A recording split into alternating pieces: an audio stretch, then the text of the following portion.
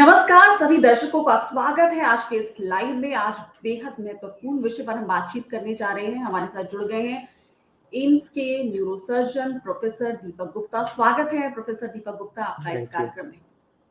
नमस्कार। तो आज हम चर्चा करने जा रहे हैं कि सेफ बालकनी सेफ चाइल्ड, यानी सुरक्षित बालकनी होगी तो हमारे बच्चे भी सुरक्षित होंगे। क्यों जो बालकनी है वो इतनी खतरनाक होती जा रही है बच्चों के लिए, खास तौर पर एम्स में जो इतने ज्यादा केसेस आ रहे हैं बच्चों के बालकनी से गिरने के, इसे लेकर डॉक्टर भी अब बहुत चिंतित हैं। उन्होंने कैंपेन बकायदा चला दिया है कि आप अपनी बालकनी को सेफ रखिए ताकि आपके बच्चे भी सुरक्षित रहे। तो डॉक्टर दीपक गुप्ता, आप प्रोफेसर हैं न्यूरो सर्जरी डिपार्टमेंट में एम्स में। आपसे हम समझना चाहेंगे क्यों जो दिल्ली का एम्स है उसको जरूरत पड़ी है कैंपेन चलाने की कि सेफ बालकनी सेफ चाइल्ड, यानी हमारी बालकनी सुरक्षित होंगी तो हमारे बच्चे भी सुरक्षित होंगे। Doctor Deepak Gupta. Purnima, first of all, thank you so much for taking this initiative and joining us. Actually पिछले कई वर्षों से हम लोग देख रहे हैं कि भारत देश में जो बच्चों की जो चोट है, सिर की चोट, वो आमतौर पे फॉल फ्रॉम हाइट यानी कि बैल्कनी से या स्टेयरकेस से गिरने से मामले आ रहे हैं। और ये कई सालों से होता आया है, लेकिन इस पे कुछ पहल नहीं हो पाई।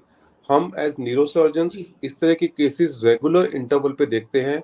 और ये एम्स ही नहीं, अगर आप देश के दूसरे भागों में दूसरे डॉक्टर्स, न्यूरोसर्जन, सर्जन जो इन बच्चों से डील करते हैं, उनसे अगर आप बात करेंगे तो सबका यही मत आएगा कि हाँ, हम लोग भी इस तरह के केसेस देखते हैं। इस समय मैं कलकत्ता शहर में हूँ। मैंने यहाँ पे आके कुछ लोगों से बात किया तो वो लोग भी बड़े फ्रिक्वेंटली देखते हैं।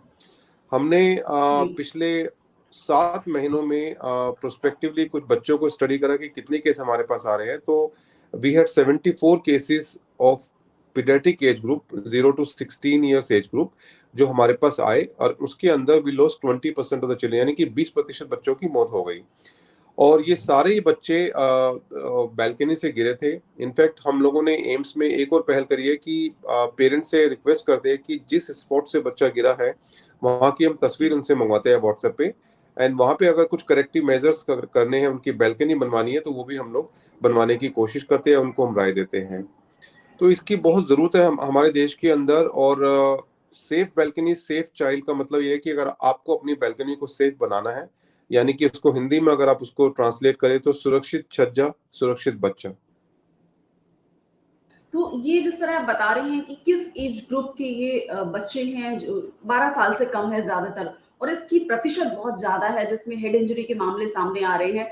जो हेड इंजरी के केसेस आते हैं ओवरऑल और जो बच्चों में आते हैं उनमें ज्यादातर मामले होते हैं बालकनी से गिरने के, प्रोफेसर दीपक गुप्ता। हाँ जी, एक्चुअली एम्स में एक शोध हुआ था आज से तकरीबन 4 साल पहले। उसमें हमने जी। तकरीबन 4,900 अप्रोक्सीमेटली 5,000 बच्चे हमारे पास एडमिट हुए थे 4 वर्षों के इंटरवल में, जो लगभग 30% था एडल्ट आबादी का।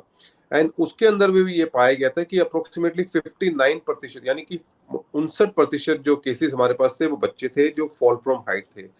दुनिया के दूसरे देशों में इस तरह का मोड ऑफ इंजरी नहीं देखा जाता।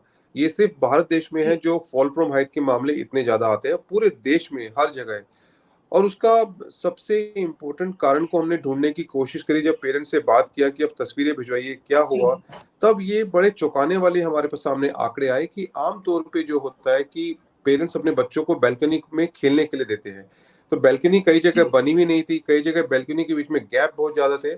और बच्चा जब बड़ा होता है, यानी कि इन्फेंट 1 साल के बाद जब बच्चा चलना शुरू होता है, उसकी एक प्रवृत्ति होती है कि वो किसी चीज को एक्सप्लोर करे। वो हमेशा सबसे पहला उसका एक्ट होगा कि वो जैसे चढ़ने की कोशिश करता है। एंड आमतौर पे ये हमने ये पाया कि सिंगल पेरेंट्स थे, फादर कहीं पे सर्विस करते थे, टेनेंट्स थे कहीं पे सस्ते मकान में जो फर्स्ट फ्लोर सेकंड फ्लोर में एज ए किराएदार रहते थे, एंड वहाँ पे मदर दूसरे बच्चों का ध्यान कर रही होती थी, ऐसे में बच्चे गिर जाते थे। और ये 100% प्रिवेंटेबल है। इसमें कुछ सावधानियां हमें बस बरतनी है कि अगर हम बैल्कनी के एरिया में नहीं है तो वहाँ का दरवाजा बंद रखें। बैल्कनी की अगर हाइट को बढ़ाना है तो उसको बढ़ाए या वहाँ पे नेट लगाए, और उसके जो गैप ऐसे कर दे कि बच्चा उसके ऊपर से बाहर ना निकल पाए। थोड़ी सी सावधानियां हैं, और उससे मुझे लगता है कि देश के जो भविष्य बनने वाले हैं उन बच्चों की मौत को हम लोग पूर्णतः बचा सकते हैं। डॉक्टर दीपक गुप्ता, मैं आपसे यहाँ आंकड़े समझना चाहूंगी कि जितनी भी हेड इंजरी के केसेस आते हैं भारत में, क्या उसमें से 30% बच्चों के मामले होते हैं? एक्चुअली हर साल हर महीने हम लोग अपने एम्स के ट्रॉमा सेंटर में 10 से 15 बच्चे एडमिट होते हैं। कुछ बच्चे जिनको माइनर चोट लगती है, बेड की अवेलेबिलिटी के इशू के कारण एडमिट नहीं हो पाते। जिन बच्चों को ऑपरेशन की जरूरत पड़ती है या वेंटिलेटर पे बच्चे होते हैं, सिर्फ वही बच्चे एडमिट हो पाते हैं। हर महीने 10 से 15 बच्चे हमारे पास फॉल फ्रॉम हाइट के एडमिट होते हैं, और ये बहुत बड़ा नंबर है। और ये मैं आपको सिर्फ एक एम्स ट्रॉमा सेंटर का आंकड़ा बता रहा हूँ। आप अगर जी पूरे दिल्ली के अंदर एनसीआर और पूरे इंडिया में अगर बात करें तो ये नंबर बड़े चौंकाने वाले हो गए। मुझे तो लगता है कि जैसे कोविड के वक्त में हर नया कोविड का केस काउंट होता था, उसका डेटा आता था, उसी जी तरह से अगर ऐसी कुछ मिनिस्ट्री की तरफ से अगर पहल की जाए कि कोई भी इस तरह के एक्सीडेंट्स होते हैं, फॉल फ्रॉम हाइट के होते हैं, तो उसके आंकड़े एक सेंट्रल एजेंसी पे जाने चाहिए, तब आपको पता चल पाएगा कि कितने केसेस हैं। बट मेरा मानना है कि नंबर बहुत ज्यादा है और ये पूर्णतः प्रिवेंटेबल है। आमतौर पे देखा जाए तो 0 से 6 साल तक के जो बच्चे होते हैं, बिल्कुल छोटे बच्चे जो होते हैं, जी जो जी 10 फुट की हाइट से ज्यादा गिरते हैं first floor second floor balcony से, एंड उसमें मोर्टेलिटी का रिस्क बहुत ज्यादा होता है। तकरीबन बीस जी प्रतिशत लोग बच्चों की इसमें मौत हो जाती है। जी, तो बहुत बड़ा आंकड़ा है कि 20% बच्चों की मौतें हो जाती हैं जो हाइट से गिरते हैं, और फिर इंजरी भी बहुत खतरनाक होती होंगी, लाइफ लॉन्ग उनके लिए बहुत दिक्कत की बात हो जाती होगी, डॉक्टर दीपक गुप्ता? हाँ जी। इसमें ये देखा गया है कि जिन बच्चों को अगर ऑपरेशन लायक कुछ ब्लड का कुछ हेमेटोमा वगैरह बनता है ब्रेन के अंदर, तो उसको हम लोग निकाल जी, देते हैं। लेकिन काफी सारे बच्चे ऐसे होते हैं जिनको काफी गहरी चोट यानी कि डिफ्यूज सेरेब्रल एडिमा, डीएआई होती है उनको, और ऐसे में बच्चे काफी लंबे वक्त तक वेंटिलेटर पे भी रह सकते हैं। इसके अलावा उनको शरीर के दूसरे अंगों में भी चोट लग सकती है, छाती की चोट और पाँव की हड्डियों की चोट। बट बच्चे इतने छोटे होते हैं कि मोस्टली जो सबसे कॉमन कॉज ऑफ डेथ इनका होता है वो यूजली हेड इंजरी के कारण होता है। और जी, मुझे लगता है कि हमें पूरे देश के अंदर एक मुहिम चलानी पड़ेगी। हर परिवार के अंदर जहाँ पे कच्चे मकान बन रहे हैं, वो आमतौर पे बच्चों को खेलने के लिए छोड़ देते हैं, और वहाँ बैल्कनी भी नहीं होती है। ऐसे ऐसे एरिया में हम केस हमारे सामने आए हैं जहाँ पे कच्चे मकान में लोग किराएदार की तरह रह रहे हैं, बैल्कनी नहीं है, खुला एरिया है, वहाँ पे बच्चे खेल रहे हैं तो एकदम गिर जाते हैं वो। और वो बड़े चौंकाने वाले होते हैं और बड़े दुखदाई होते हैं, क्योंकि एज न्यूरो सर्जन हमें लगता है कि ये चोट तो प्रिवेंट हो सकती है। जी, बिल्कुल, इस तरह की चोटों को रोका जा सकता है। सावधानी बरतनी होगी, जितने भी हमारे माता-पिता हैं, पेरेंट्स हैं, उनको ये ध्यान रखना होगा, क्योंकि अब ये बात पहले सुनने में आता था कि बच्चा गिर गया, चोट लग गई, लेकिन बालकनी से गिरने के मामले बढ़ रहे हैं, और इसमें एम्स जो है वो एक पहल कर रहा है कि सेफ बालकनी, सेफ चाइल्ड, बच्चों को सुरक्षित रखें अपने, और उनको बालकनी में से जिस तरह गिरने से बच्चों की मौतें हो रही हैं, आप बोल रहे हैं 20% तक बच्चों की मौतें हो जाती है, जो हेड इंजरी के मामले इस तरह के आते हैं, और फिर सीवियर डिजीज, सीवियर प्रॉब्लम्स हो सकती है, गंभीर बीमारियां उन्हें हो सकती है लंबे समय तक। जी हाँ जी। एक्चुअली हमारे देश की एक सबसे बड़ी society neurological society of India, जिसमें करीबन 3000 जी न्यूरो सर्जन है पूरे ऑल ओवर इंडिया के, उसने भी इस पहल को आगे बढ़ाया है, एंड मैं उस पहल को देख रहा हूँ। हमारा जो ब्रेन इंजरी प्रिवेंशन का इनिशिएटिव है, उसके अंदर इस साल का हमने थीम यही रखा है कि safe balcony safe child. And पूरे जी देश में जितने भी अस्पतालों में हम लोग जाते हैं या कोर्सेज में जाते हैं, हम लोग लोगों में एक मैसेज देने की कोशिश करते हैं कि आप अपने सेंटर में, अपनी सिटी में लोगों में इसकी जागरूकता लाएं। एंड आई एम श्योर कि आपके माध्यम से भी ये पहल को आप इसको आगे लेके जाएंगे, और तब तक लेके जाएंगे जब तक इन मामलों को हम संपूर्णतः इसको रोक ना पाए। जी, इसके अलावा जैसे मैं अगर आपसे बात करना चाहूँ, मैं एक अपार्टमेंट में रहती हूँ, और यहाँ हमारी कम्युनिटी है, करीब 100 लोगों 100 फ्लैट्स होंगे या सवा सौ फ्लैट होंगे। तो एक कम्युनिटी लेवल पर किस तरह के प्रयास किए जाने चाहिए? क्योंकि यहाँ भी तीसरी चौथी मंजिल तक फ्लैट्स बने हुए हैं, हो सकता है सब में बालकनी कवर्ड ना हो इतनी, और बच्चे भी होंगे सब में। तो किस तरह से कम्युनिटी लेवल पर प्रयास किए जाने चाहिए या किए जा सकते हैं? It's a very important question, thank you for asking it. Actually England के अंदर summers have set in now, and वहाँ जी, पे मैंने न्यूरो सर्जन से बात किया, तो वहाँ पे जो विंडोज होती है, वहाँ पे कभी भी विंडोज के अंदर कोई पार्टीशंस नहीं होते, एंड वहाँ पे विंडो से बच्चे गिरते हैं।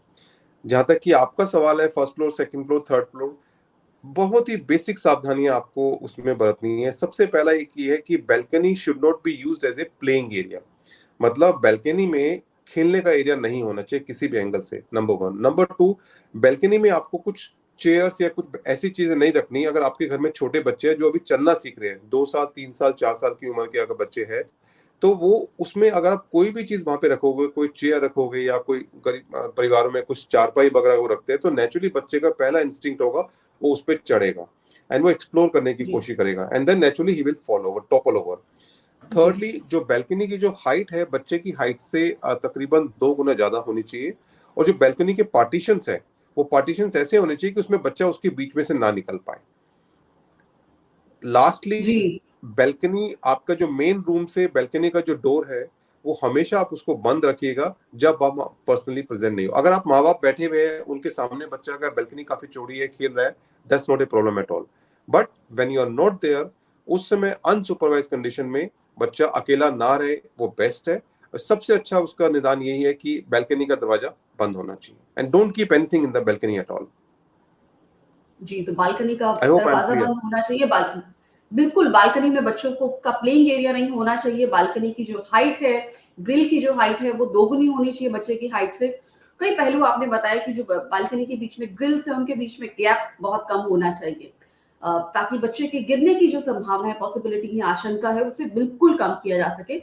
और ये बहुत गंभीर समस्या है, इस पर आपने हमसे बात की, आपका बहुत-बहुत शुक्रिया। Professor Deepak Gupta, neurosurgeon, all India institute of medical sciences, new Delhi AIIMS से आपने हमसे बातचीत की। इस पर दिल्ली का जो एम्स है, न्यूरोसर्जरी डिपार्टमेंट है, वो एक कैंपेन भी चला रहा है। सेफ चाइल्ड, सेफ बालकनी, सुरक्षित बालकनी होगी तो बच्चे भी सुरक्षित रहेंगे। तो बहुत-बहुत शुक्रिया इस लाइव चर्चा में हमसे जुड़ने के लिए। हम फिर से इस विषय पर आपसे बातचीत करने की कोशिश करेंगे और आपने अपने जो बिज़ी शेड्यूल है उसमें से हमें वक़्त दिया, इसके लिए आपका शुक्रिया। धन्यवाद। Thank you.